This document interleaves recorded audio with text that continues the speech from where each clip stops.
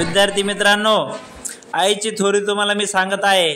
अंबरून वासराले चाटते जेव्हा गाय, तिच्यामध्ये दिसते मले तेव्हा माझी माया. जेव्हा एखादी गाय हंबरते आपल्या वासरासाठी, ती चाटते, तेव्हा त्या गाईच्या रूपात मला आईची खरं आठवण येते. आई काय असते तुम्हाला समजेल, आहे की नाही. आपण इतके लांब आलेलो आहे, आई आपल्याला सोडून आलेली आहे. आपण आईची आठवण आपल्याला येत आहे.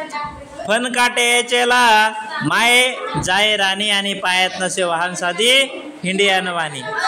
इचू काट्याले बी तिचा मोजत नव्हता पाय. पहा, तुमच्यासाठी आई विचू काटे हे काही पाहत नाही, रानावनात फिरते.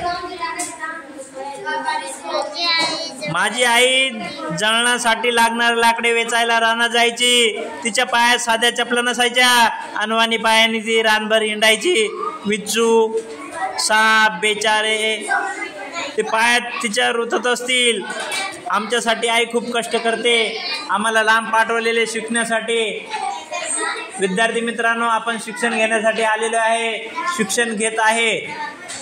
आई वडिलांचे प्रत्येकाला आठवण येते. आई सांगते, बाळांनो शिक्षण घ्या, मोठे तुम्ही साहेब व्हा. सुट्टीमध्ये जेव्हा मी येत होतो घरी, उष्ण पासनं आणून खाऊ घाले नानापरी. करू नको घाई म्हणे, पोटभर खाय. आई इकडून तिकडून तुमची आई पैसे आणायची. मुलांनो लक्ष द्या, पैसे आणून तुम्हाला शिक्षणासाठी इथं पाठवलेले. तुम्ही शिक्षण घेणार, मोठे होणार, मोठे अधिकारी होणार, इंजिनियर होणार, कलेक्टर होणार. ज्यावेळेस तुम्ही शाळेत निघायचे, ज्यावेळेस तुमची गाडी भरायची, आम्ही घ्यायला तुम्हाला आलेलो असायचो. आणि मग आई तुमच्याकडे पाहायची आणि तुमच्या डोळ्यातून अश्रू यायचं, रडू यायचं की नाही. तुम्हाला आई वडिलांची येताना आठवण यायची आणि रस्त्याने तू पण रडायचे. शाळेत आल्यानंतर पण तुम्ही रडायचे की नाही. रडू येतं प्रत्येकाला. आता तुम्ही रडत आहे, तुमच्या डोळ्यात पाणी आहे. काही मुलींचं प्रमाण जास्त आहे, मुली जास्त भावनिक असतात, मुली जास्त रडत असतात. बाप महा रोज लावे माईच्या माग टुमणं, बस झालं शिक्षण याचं घेऊ दे आती रुमणं. शिकून शहाणी कुठं मोठं साहेब होणार आहे. पहा, याला आता शेती काम करायला लावू, शेतात कामाला लावू. या मुलाच्या हाती आता रुमणं देऊया.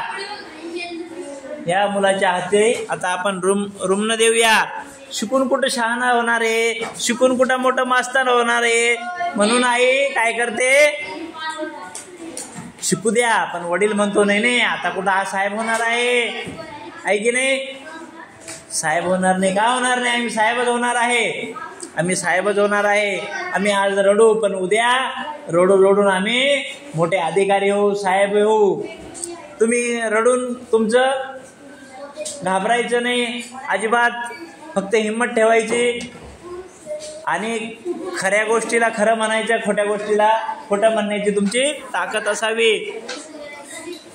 माझे बाबा माझ्या आईच्या मागे रोज टुमणं लावायचे, असे लेखक सांगायचे. बस झाला आता शिक्षण, बस झाला आता पुन्हा रुमणं हातात घेऊ द्या, याला शेती काम करायला लावा, असे सांगायचे. आईचं प्रेम हे अपाट आहे, मात्र वडिलांचं दिसून येत नाही. मुलांनो, माय म्हणे तुम्हाले माया गयाची हायान, भलतं सलतं सांगून याचे भरू नका कान. काही बी सांगू नका, भरून येतं डोळ्यात तिच्या तापी पूर्ण माया. पहा, डोळ्यामध्ये पूर येतं, डोळ्यामध्ये पाणी येतं. बाबांना आई म्हणायची की तुम्हाला माझ्या गळ्याची शपथ घालते, असे भलते सलते वाईट काही बोलू नका माझ्या मुलांना. माझा लेकरू खूप प्रेमळ आहे, तो भावनिक आहे, तो वेळोवेळी आपल्यापासून आश्रमशाळेत तिकडं लांब गेल्यानंतर रडेल, पश्चाताप करेल. तुम्ही काही बोलू नका, हळूहळू प्रयत्न करेल, होईल अधिकारी, का होणार नाही. आमची शीतल पण मोठी अधिकारी होणार आहे. आज रडते आहे की नाही. तो नवीन विद्यार्थी आलेला आहे, तो पण रडतोय, पण हळूहळू शिक्षणात बदल होईल. सुरुवातीला ज्यावेळेस तो आला इथं त्यावेळेस रडायचा, वडील पण रडायचे, तो पण रडायचा. पण आज चांगल्या पद्धतीने शिक्षण घेत आहे. सुरुवातीला हालापेष्टा होतात. बोलता बोलता एकदा तिच्या डोळ्यात आलं पाणी, म्हणे कवा दिसन सांग मले राजा तुझी राणी. या डोळ्यानं पाहिन रे मी दुधावरची साय. आई काय म्हणते, एकदा बोलता बोलता आईच्या डोळ्यात पाणी आलं. काय आलं, पाणी आलं.